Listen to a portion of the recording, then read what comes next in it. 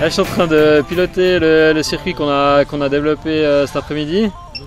Donc je passe dans des portiques en tissu et autour de drapeaux en pilotant mon drone de course en première personne. C'est-à-dire que je vois dans mes lunettes ce que la caméra à bord du drone filme et je contrôle donc en direct le drone autour des poteaux et des portes.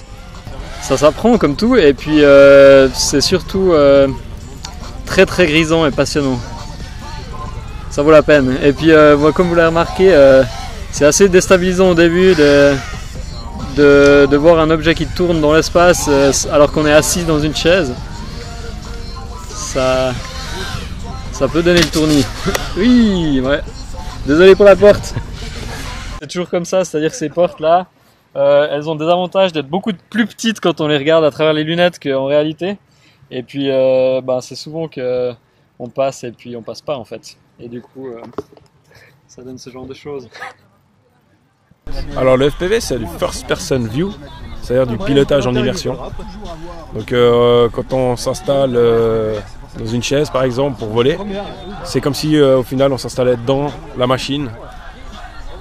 Et on vole depuis l'intérieur de la machine. Et toi, ça te fait quoi comme sensation? Ah bah on est libre. On est des oiseaux quoi. Tout simplement. Et c'est ce qui est fun au final. Autant dans le monde de l'aéromodélisme que dans le FPV, on cherche qu'une chose, c'est à voler et être libre. Alors les qualités pour faire du FPV, il faut aimer bidouiller l'électronique. Il faut être bon pilote. Donc ça s'apprend en faisant. Donc pour apprendre dans l'aéromodélisme, il n'y a pas 36 solutions. Il faut casser pour y arriver.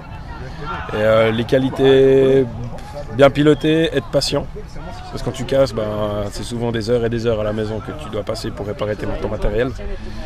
Et aimer aller farfouiller un peu sur internet.